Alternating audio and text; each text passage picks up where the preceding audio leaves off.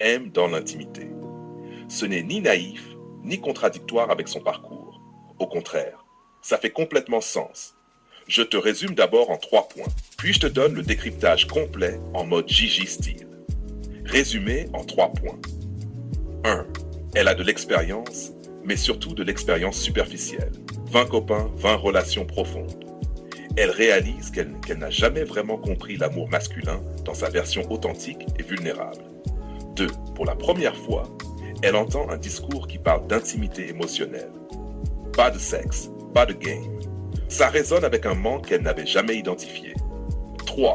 Elle approche la trentaine. Elle cherche du vrai, du stable, du mature. L'ancien style de relation ne lui suffit plus. Elle veut comprendre le cœur, pas juste le comportement. Décryptage profond. Pourquoi ça la touche maintenant?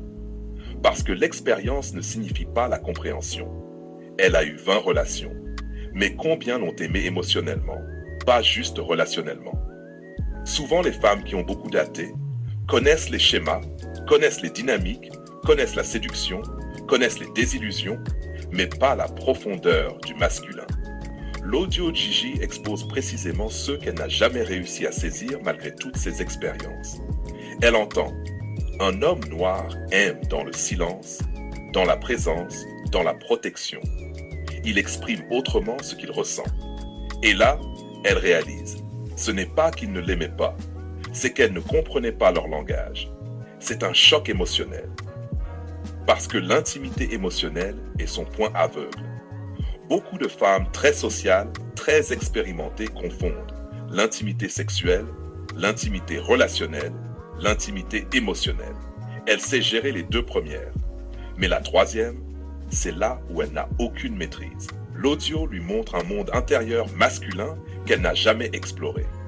Parce que ce discours lui donne enfin une structure pour comprendre ses erreurs passées.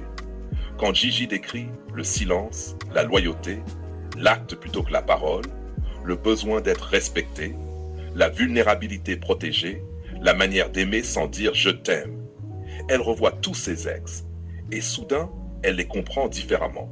C'est pas juste intéressant, c'est réparateur. Ça comble un trou qu'elle avait depuis des années. Comprendre comment un homme ressent. Parce que la maturité 29 ans change radicalement ses critères. À 20 ans, elle voulait le charme, l'attitude, le fun. À 25, elle voulait un homme sérieux mais sexy. À 29, elle veut comprendre la psychologie masculine parce qu'elle veut du vrai. Elle commence à chercher la stabilité, la connexion émotionnelle, la profondeur, le langage amoureux masculin.